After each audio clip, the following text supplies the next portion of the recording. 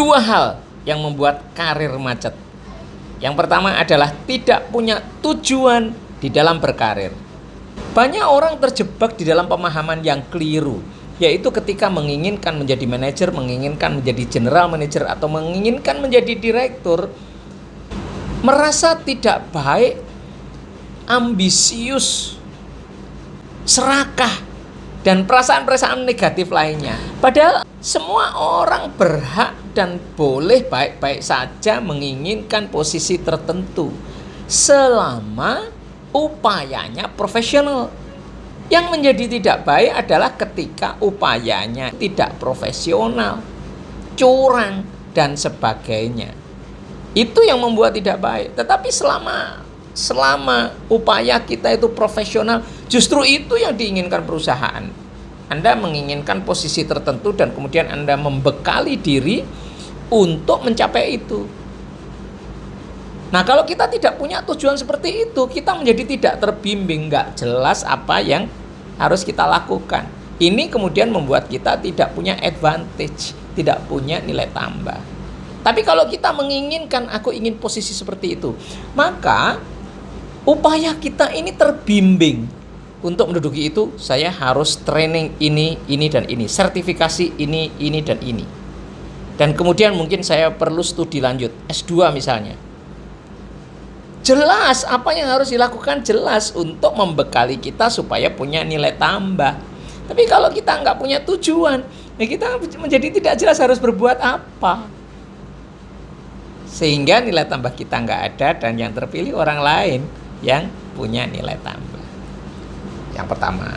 Yang kedua adalah terjebak di dalam negative thinking.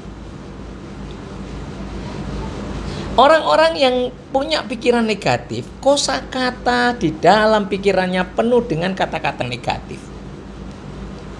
Sehingga apa yang dia keluarkan kata-kata negatif.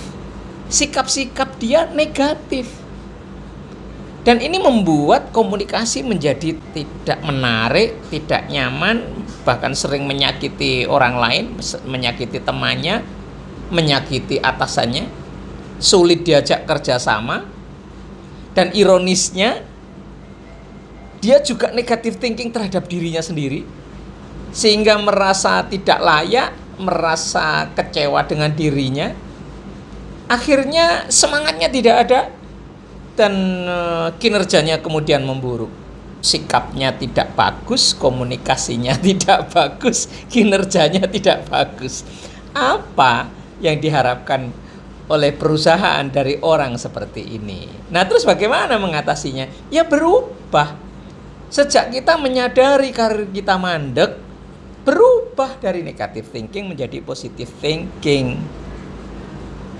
Satu kuncinya adalah keputusan. Keputusan untuk berubah. Aku mau berubah menjadi positif.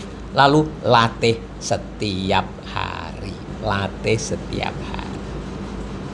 Memang tidak mudah. Kadang-kadang sudah terlalu mengakar pikiran negatif itu. Nah, kalau terlalu mengakar, kita atasi dengan terapi kreatif trauma cleansing. Hanya dengan ditepuk-tepuk begini. Misalnya pikiran negatif kita adalah yang mendapat posisi memang orang-orang terdekat mereka. Keluarkan perasaan jengkel kita, perasaan diperlakukan tidak adil oleh atasan, itu keluarkan, rasakan. Terus tepuk-tepuk gini selama 10 menit. Sampai perasaan iri atau jengkel atau diperlakukan tidak adil itu hilang. Tepuk-tepuk terus, seperti ini ya. Ujung jari ini ada di bawah telinga, kemudian pangkal telapak tangan ada di dagu. Ya, lentur saja. Sampai keluar suara, tidak menyakiti tetapi sampai keluar suara begini. Kalau nggak pakai jilbab. Kalau pakai jilbab ya, yang penting getarannya dirasakan. 10 menit. Sambil fokus pada perasaan yang akan kita bersihkan. Perasaan kecewa dengan atasan, perasaan diperlakukan tidak adil. Rasa itu kita terus rasakan. Sampai kira-kira 10 menit. Setelah 10 menit istirahat, biasanya perasaan buruk itu sudah hilang. Tetapi kalau memang masih tersisa, ya ulangi lagi. atau nanti siang atau nanti sore lagi, jadi sehari 3 kali misalnya. Ya, biasanya sehari 2 hari itu dilakukan, sehari 3 kali sudah hilang. Kalau perasaan sudah hilang, perasaan iri, dengki, kecewa, diperlakukan tidak adil, perasaan itu sudah hilang, Anda itu akan nyaman, berkomunikasi dengan orang juga baik.